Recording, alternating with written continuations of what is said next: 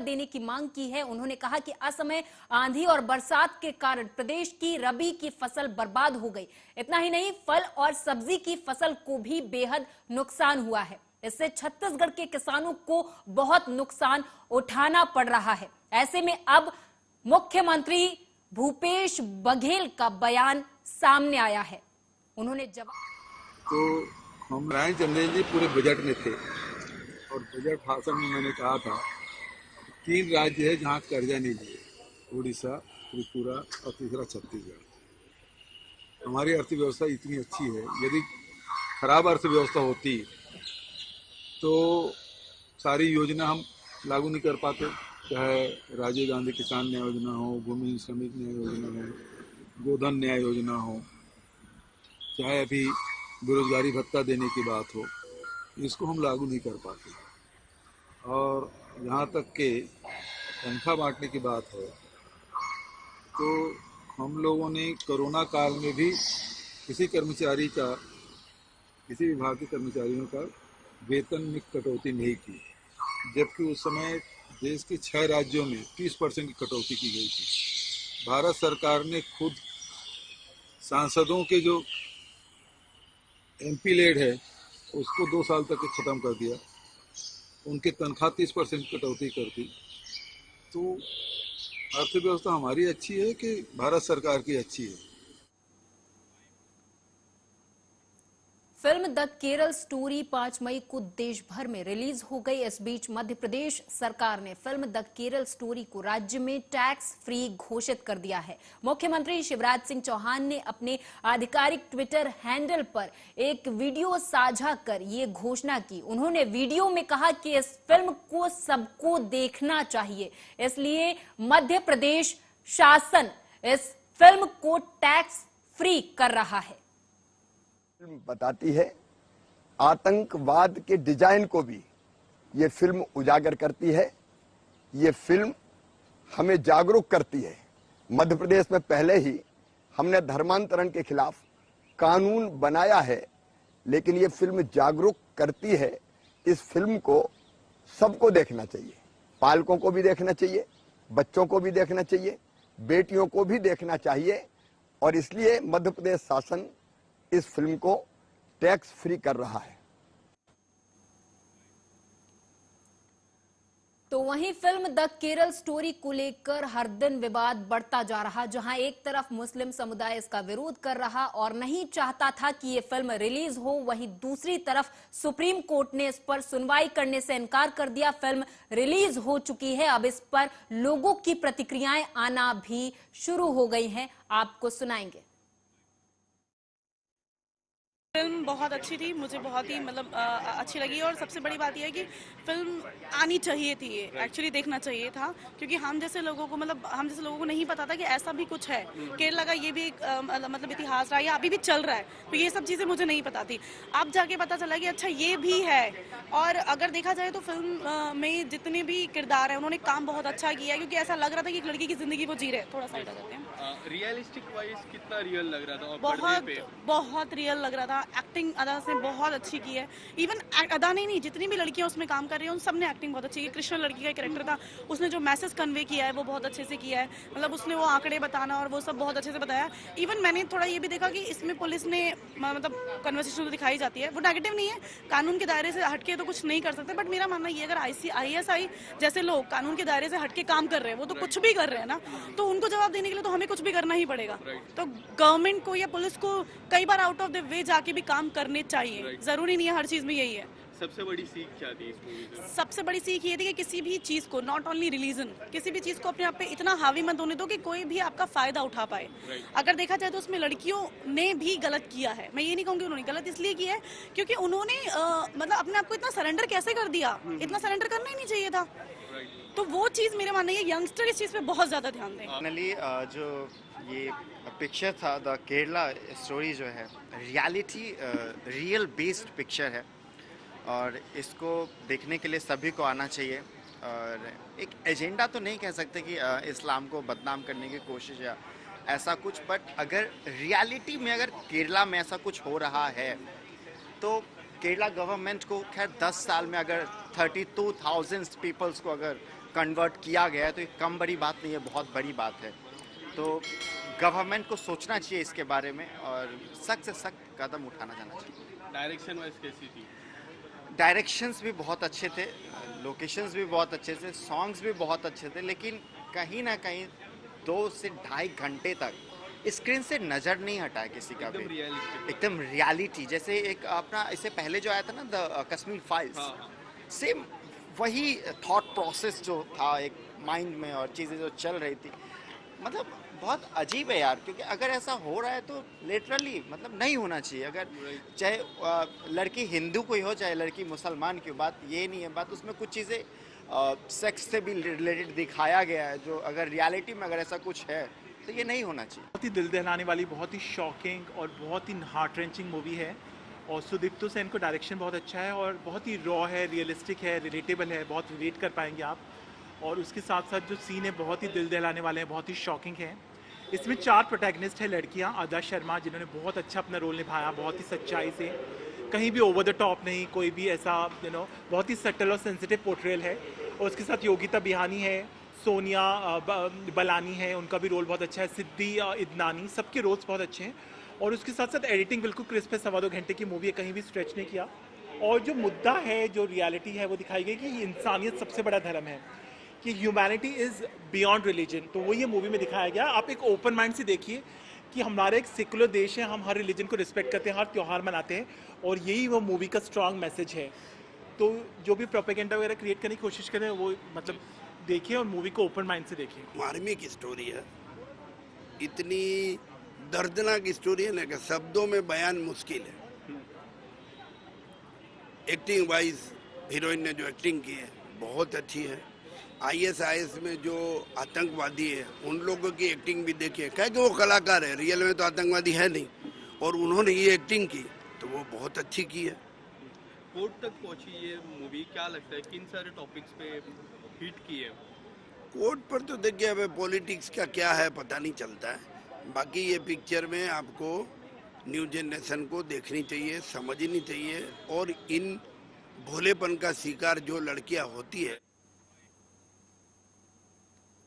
मध्य प्रदेश के गृह मंत्री नरोत्तम मिश्रा ने कांग्रेस के राष्ट्रीय अध्यक्ष मल्लिकार्जुन खड़गे को खड़ाऊ अध्यक्ष कहकर संबोधित किया। उन्होंने कहा कि कांग्रेस अध्यक्ष मल्लिकार्जुन खड़गे केवल नाम के अध्यक्ष है, सारे निर्णय तो गांधी परिवार करता है। उन्होंने ये भी कहा कि अगर ऐसा नहीं है तो राहुल गांधी को इस बात का खंडन करना चाहिए। आप भी सुने।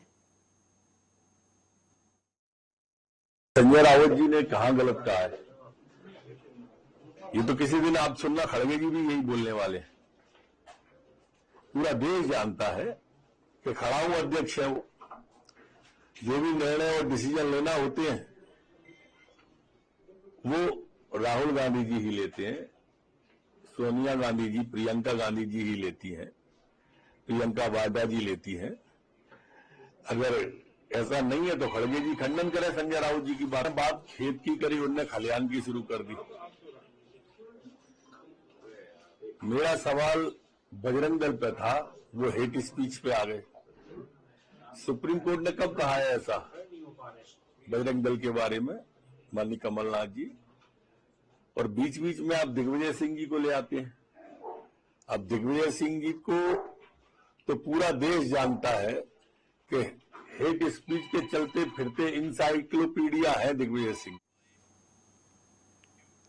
एमपी में होने वाले विधानसभा चुनाव से पहले अलग अलग वर्गों में पैठ बनाकर जातिगत समीकरण को साधने के लिए कांग्रेस लगातार सक्रिय नजर आ रही। पीसीसी चीफ कमलनाथ भी लगातार अलग अलग वर्गों से संवाद कर उनकी समस्याओं को पूरा करने के आश्वासन देते हुए नजर आ रहे हैं। इसी क्रम में राजधानी के रविंद्र भवन में आयोजित हुए कुर्मी समाज के सम्मेलन में पहुंचे कमलनाथ ने समाज के पदाधिकारियों से संवाद कर अपनी बात रखी। इस दौरान पीसीसी चीफ कमलनाथ ने समाज को संबोधित करते हुए कहा कि सबके लिए न्याय हो, ये हमारा लक्ष्य है। वहीं जातिगत जनगणना पर बोलते हुए कमलनाथ ने कहा कि मध्य प्रदेश में जातिगत जनगणना होनी चाहिए। मध्य प्रदेश में 55% ओबीसी आबादी है, लेकिन आरक्षण 27% भी नहीं मिल पा रहा है। हमारे लक्ष्य है कि हमारा समाज एक बने। हम उस सब अपना जीवन उस लक्ष्य को अपने सामने रख के काटा है। और मुझे बड़ी चिंता होती है कि आज हम अपना संविधान देखें। बाबा साहब अम्बेडकर ने संविधान बनाया, ऐसा संविधान बनाया, ऐसी देश का संविधान बनाया जो पूरे विश्व में मशहूर है। एक ऐसा देश जहां इतनी अनेकता है, पर अगर संविधान गलत हाथों में चला जाए तो क्या परिणाम होगा, ये भी आपको सोचना है। ये सम्मेलन में आप आए, आपकी मांगों की चर्चा होगी, और साथ साथ आपको आसपास भी देखना है कि क्या हो रहा है। ये आज बहुत बड़ी आवश्यकता है। आगामी 2023 विधानसभा चुनावों को लेकर सभी पार्टियों ने कमर कस ली है। एक दूसरे पर आरोप प्रत्यारोप का दौर भी लगातार जारी है। मगर कांग्रेस की बात करें तो कांग्रेस में आपसी कलह भी देखने को मिल रही है। पूर्व मंत्री चौधरी राकेश सिंह के बगावती सुर देखने को मिल रहे हैं। पूर्व मंत्री चौधरी राकेश सिंह ने नेता प्रतिपक्ष डॉक्टर गोविंद सिंह और पूर्व मुख्यमंत्री दिग्विजय सिंह और पूर्व मुख्यमंत्री स्वर्गीय अर्जुन सिंह के बेटे अजय सिंह पर निशाना साधते हुए कहा कि इन तीनों नेताओं की कांग्रेस में रेल बन गई है। राकेश सिंह ने इशारों में कहा कि मेरी टिकट में ये नेता बाधा बन रहे हैं। पहले मुझे अखाड़े में आने दो, तब मुझसे कुश्ती लड़ो।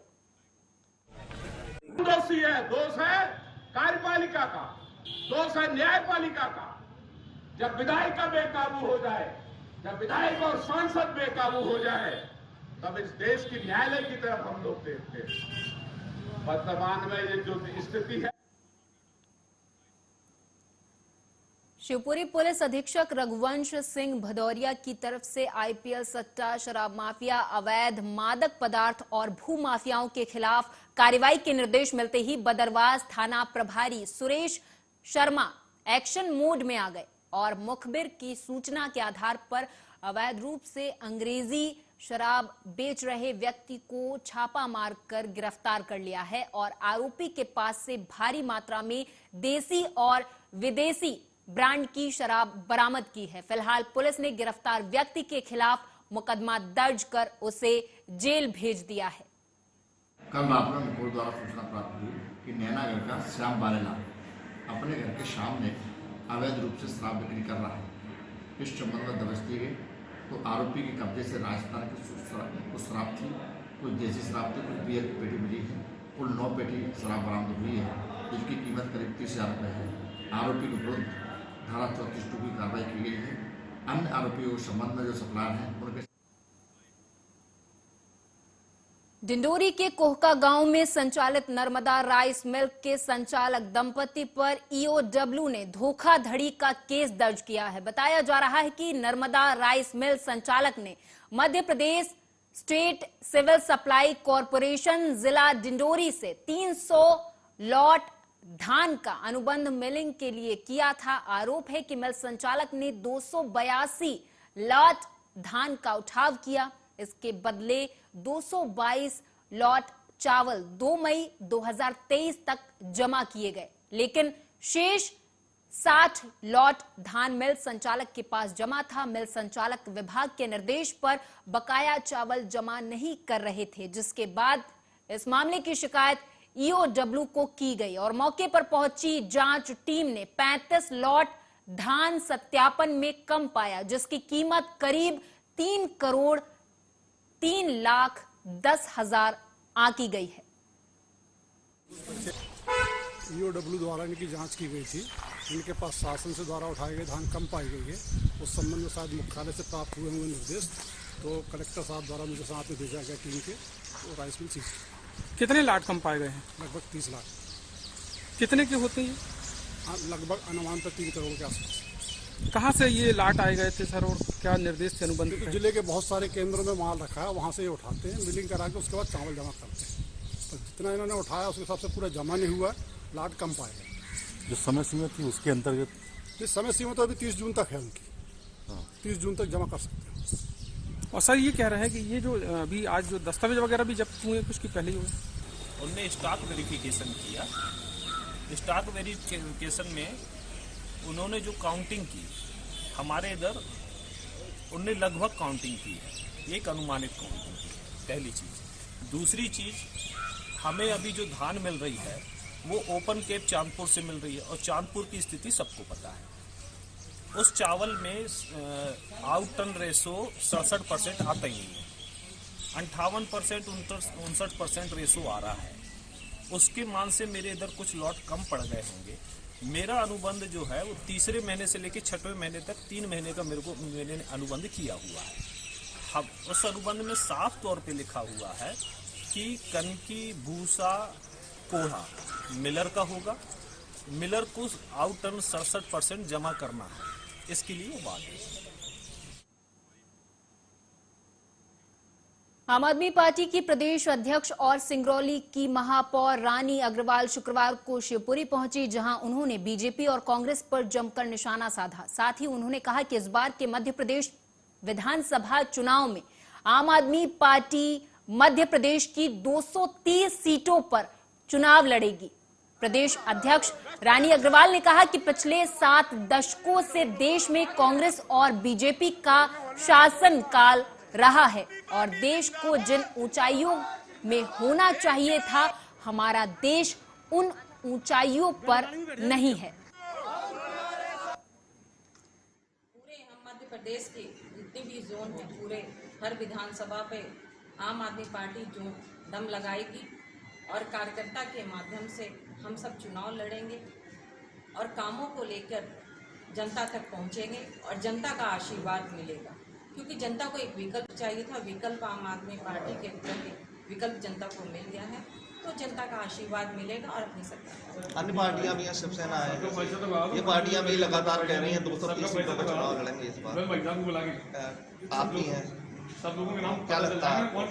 हम तो बस काम की राजनीति करते हैं और कामों के नाम पर जनता से वोट मांगेंगे।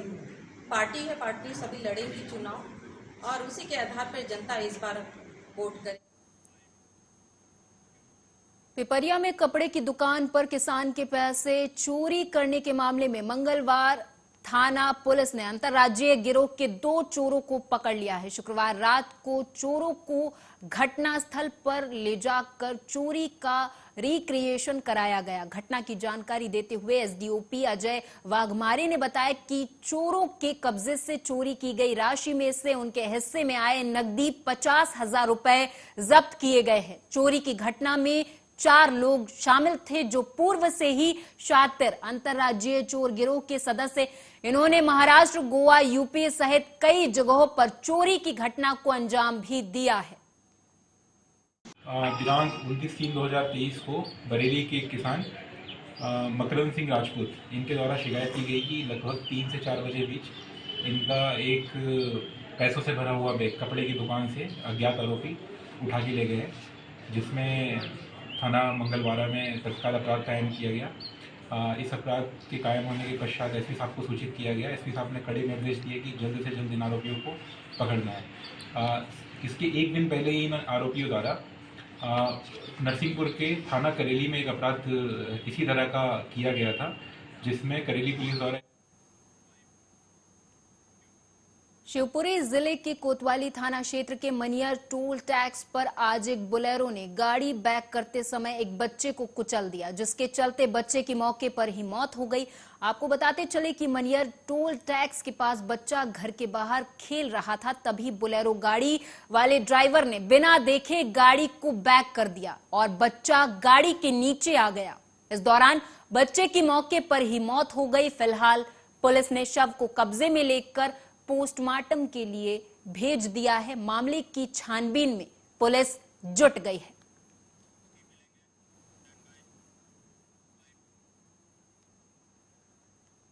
रतलाम और झाबुआ जिले में लगभग काम पूरा हो चुका है। संभावना है कि जून माह में इस एक्सप्रेसवे पर वाहनों का आवागमन शुरू हो जाएगा। दरअसल बात कर रहे हैं एक्सप्रेसवे की, जहां पर national highway authority of India ने एक्सप्रेसवे का नाम NE4 रखा है। शुक्रवार को झाबुआ रतलाम के सांसद गुमान सिंह डामोर ने एक्सप्रेसवे का निरीक्षण किया। इस दौरान सांसद ने एक्सप्रेसवे पैकेज 23 और 24 की समीक्षा की और पैकेज 24 में यात्रियों की सुविधा के लिए बनाए गए साइड अमेनिटी का भी निरीक्षण किया है। पहला ग्रीन वे 8 लेन एक्सप्रेसवे रतलाम संसदीय क्षेत्र से निकला है। आज हम झाबुआ जिले में खड़े हैं। झाबुआ जिले में इस 8 लेन एक्सप्रेसवे की कुल लंबाई 52 किलोमीटर है और निर्माण की दृष्टि से इसको 3 पैकेजेस में दिया गया था, 23, 24, 25। इन तीनों पैकेजेस की लागत करीब 2,500 करोड़ है और इसमें किसानों को 65 करोड़ का मुआवजा दिया गया है, जो जमीन अधिग्रहित की थी करीब 300 हेक्टेयर के आसपास। झाबुआ जिले में और रतलाम जिले में जो मेरी संसदीय क्षेत्र है, इसमें पूरा कार्य हो चुका है। इस रोड की खासियत ये है कि इस रोड के माध्यम से दिल्ली और बम्बई के बीच की दूरी कम हुई है। देश का पहला। इन दिनों कर्नाटक चुनाव में कांग्रेस के घोषणा पत्र को लेकर सियासत गरमाई हुई है। एक तरफ कांग्रेस PFI जैसे आतंकी संगठन की तुलना बजरंग दल से करके उसे बैन करने की घोषणा कर रही है, वहीं दूसरी तरफ अन्य राजनीतिक दल के बड़े नेता कांग्रेस के इस बयान पर देश भर में आपत्ति जता रहे हैं। बजरंग दल ने कांग्रेस के खिलाफ जगह जगह प्रदर्शन शुरू कर दिया है। इस बीच मैहर से विहिप नेता महेश तिवारी का बड़ा बयान सामने आया। कांग्रेस के घोषणा पत्र पर चुनौती देते हुए विहिप नेता ने कहा कि कांग्रेस अब विनाश की कगार पर खड़ी है। राष्ट्रभक्तों के प्रति ऐसे निर्णय लेकर कांग्रेस नेता ही अब कांग्रेस को पूरी तरीके से खत्म करना चाहते हैं। जिस प्रकार से कांग्रेस पार्टी ने अभी कर्नाटक चुनाव के लिए एक घोषणा पत्र जारी किया है और उसमें यह कहा गया है कि बजरंग दल पर प्रतिबंध लगाएंगे, कांग्रेस पार्टी को बता देना चाहते हैं कि ना ही तुम्हारी इतनी राजनीतिक औकात है, ना ही तुम्हारी सामाजिक, कि तुम बजरंग दल जैसे एक राष्ट्रभक्त संगठन पर, जो एक प्रखरवादी संगठन है, जो देश के लिए युवा समर्पित है, उस पर प्रतिबंध लगा सके। कांग्रेस का यह दोहरा चरित्र पूरा देश जानता है कि टुकड़े टुकड़े गैंग और सरतन से जुदा वाली गैंग के साथ इनका क्या चलता है। इन पर प्रतिबंध लगाने की बात कभी नहीं की। PFI जैसे आतंकवादी संगठन से इनका रिश्ता है, सिमी जैसे आतंकवादी संगठन से कांग्रेस पार्टी का रिश्ता है। जिस प्रकार से सदन में सिमी पर प्रतिबंध लगाने की बात आई थी, तब कांग्रेस पार्टी ने खड़े होकर विरोध किया था कि इस पर प्रतिबंध ना लगे। आज कर्नाटक जो बजरंगबली की जन्मस्थली है, नागदा के पास पिपलिया मोलू में शासकीय भूमि पर बने अनाज भंडारण केंद्र में करीब 7 मीट्रिक टन गेहूं सड़कर खराब हो चुका है। जब संबंधित अधिकारी से बात की गई तो उन्होंने कहा कि ये गलती से हुआ है, इसके बारे में अधिकारियों को सूचित भी कर दिया गया है। ये 2020-21 का गेहूं रखा हुआ है 6,700 मीट्रिक टन। अभी मैंने इसको चार्ज में लिया है 6,700 मीट्रिक टन, क्योंकि वो पूरी क्षतिग्रस्त अवस्था में मैंने इसको चार्ज में लिया। सर कितना, मतलब इतना जो गेहूं सड़ा है, क्या कारण रहा कि तो गेहूं सड़ गया इतना? सर ये ना पूर्व में ही यहाँ पर जो अधिकारी थे उन्हीं के टाइम से ये सड़ा हुआ गेहूँ था। एक्चुअली मैंने तो अभी 1-1.5-2 महीने पहले यहाँ का चार्ज लिया है और मैंने क्षतिग्रस्त अवस्था में उसे लिया। अगली खबर देवास के कन्नौज से है, जहां लोहारदा मार्ग पर स्थित डोकाकोई में शनिवार सुबह 8 बजे कन्नौज से एक लोडिंग वाहन से बैंड गाड़ी ले जाते समय अचानक गाड़ी हाई टेंशन तार की चपेट में आ गई, जिससे गाड़ी पर सवार एक युवक की करंट लगने से मौत हो गई और 2 लोग घायल हुए हैं। वहीं घटना की जानकारी पाकर मौके पर पहुंची पुलिस ने घायलों को अस्पताल में भर्ती करवा दिया है और मृतक का शव कब्जे में लेकर पोस्टमार्टम के लिए भेज दिया है।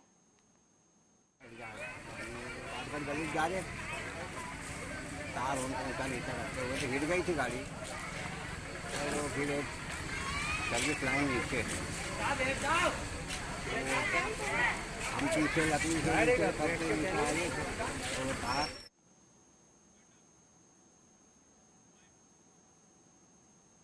और इसी के साथ इस खास पेशकश में मेरे साथ बस इतना ही। आप देखते रहें आर्या न्यूज।